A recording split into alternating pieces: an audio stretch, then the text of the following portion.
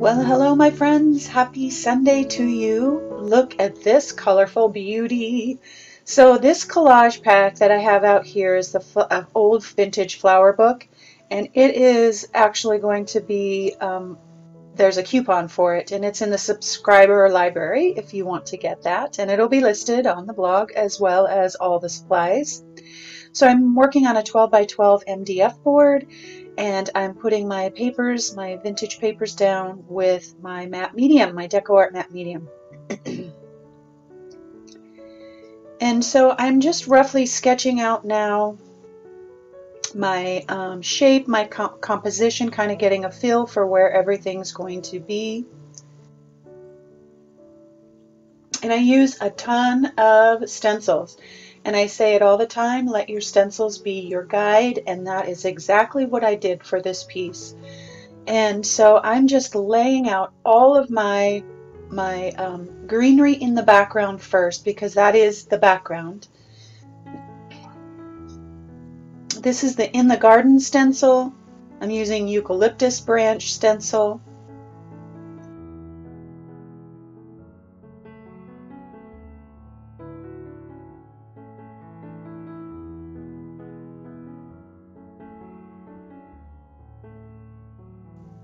And don't be afraid to make your stencils work. I just use the heads of the flowers, or I'll extend a stencil or a stem or something like that. So your stencils can really do so many things outside of what they're actually made for. So there's several flower silhouette stencils. Wildflower stencil is the one I'm using right now. All kinds of, I used a bunch of different flower ones, and they're all, again, all listed.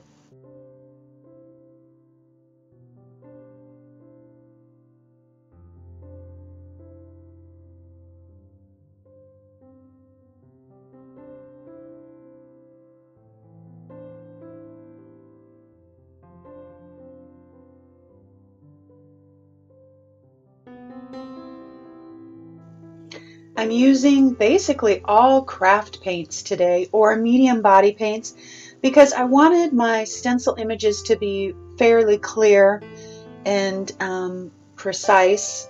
Not that that really matters, because I end up going over a lot of it and redefining things.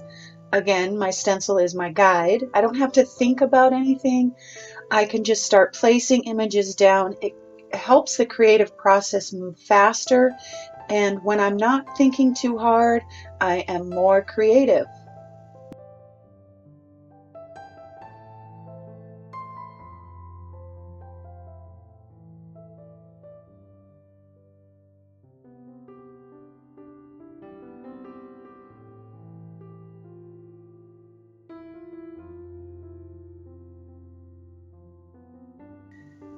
So now that I've got all of my stenciled images down, I'm going to come back, and this will take a little bit of time, but it's not nearly as long as it would take as if I painted them all without a stencil. And I'm just coming back in and filling in any gaps, adding color, adding different contrasting colors or highlights.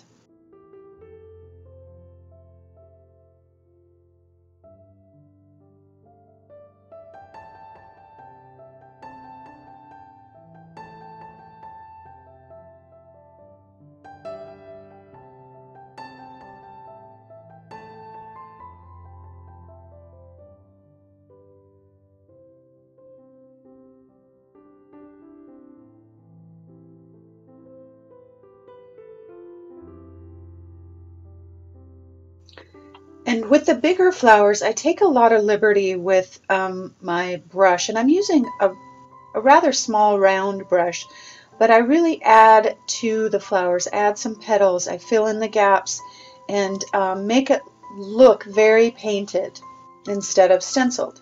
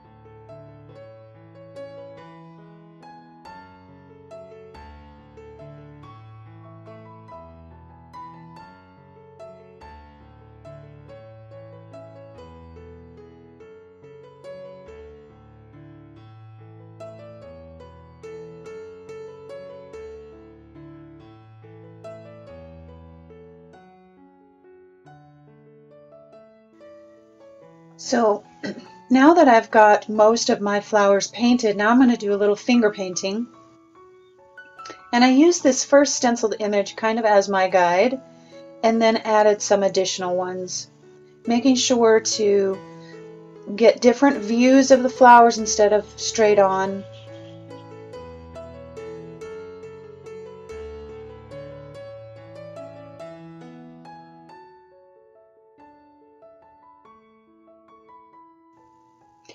Now I've just coming back in and adding some leaves and different things that maybe needed to be there fill wise and that kind of thing, dimension wise, balance wise as well. Then I come back in with a very thin fine line brush and add my branches. Just make sure everything is filled in.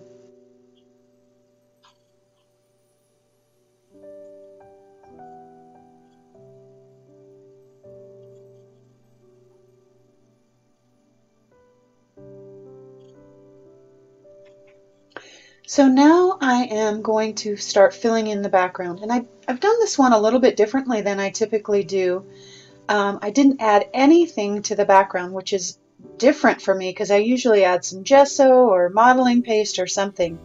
But I wanted this to be really simple, and I wanted those papers to really show through and be really part of the composition. So I am using a brush that I'm a little bit larger brush than I'm comfortable with to start with, to get into those in-between spaces. And one of the reasons that I love this process of filling in instead of painting the color first and then painting on top of it, one, I have more control over how thick and what's showing and that kind of thing. And the other thing is that when you're using a brush that's a little bit larger than you're comfortable with, like I've switched to a really large brush now, it gives you a real painterly look. You can't get as detailed. You will cover up some of the images, and all of that adds to the character of your piece and how painterly and artistic it feels. And I'm using cobalt teal for this background, and it's a fluid acrylic.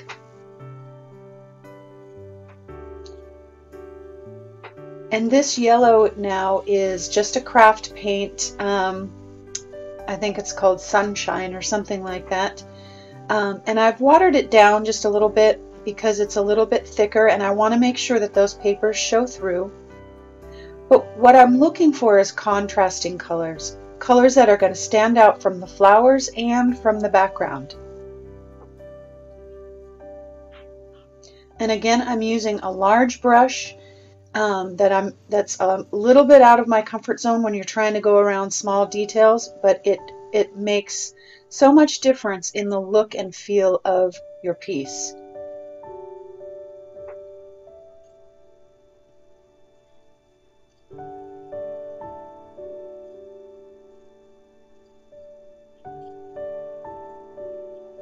And now I'm just adding some additional colors, and this color is actually kind of a mixture of a whole bunch of colors to get a brown, like a neutral, just for some shading and some highlight to add some interest to that vase.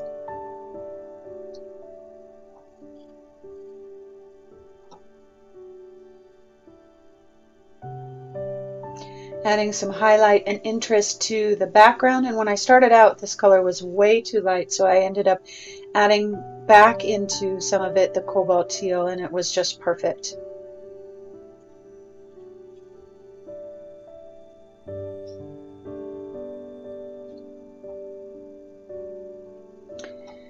And the bottom, I struggled with what color to go with because originally I'd thought about blue, but blue was too similar to the top color. And so the gray and black was perfect. Perfect contrast. Scratching back in to add some interest and some texture. And on my vase, you can't really see it, but I had scratched in off camera. I just was kind of playing around and fiddling, and I scratched in some circles into the paint, and you can barely see them, but I'll accentuate them in just a little bit. So now I'm coming back in and adding my lines, my shading, And this part does take a little bit of time, not too much, but I'm doing really loose lines. I'm not shading out with my finger too much because I don't want to darken the piece up, but I do want some of that shading in the intersections, in the darker lower spots of the flowers, and to add some fine detail to the leaves and the flowers. So you'll see that I'll add some shading or lines to the flowers just to add the detail.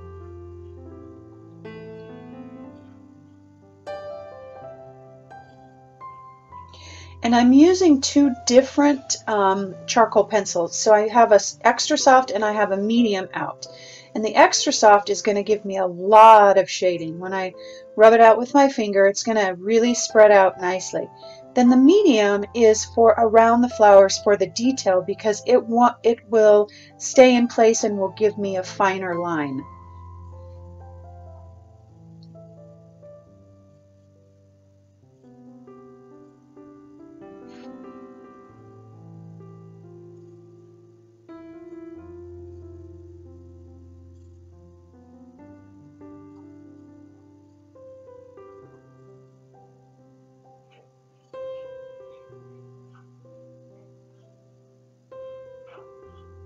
And you can see how I'm holding the pencil. I'll turn it one way and then I'll hold it back again at the end of the pencil.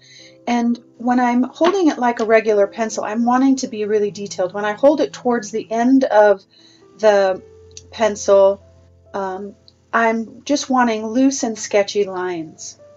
So I've got a China marker out now just to add some additional highlight. And you know, you could do it with paint, but the China marker has a really interesting texture, almost chalk-like, and so it adds one more element of depth and dimension to the piece. And you can see now I'm highlighting those circles. And that is it, my friends. I hope you enjoyed today's project. If you did, subscribe and like, leave a comment. I'm just adding my words here with my Fun Font stencil and my archival ink and my makeup brush. And that is it. So thank you for joining me today. Stick around for the inspiration behind this piece and the meaning, and I will see you next week.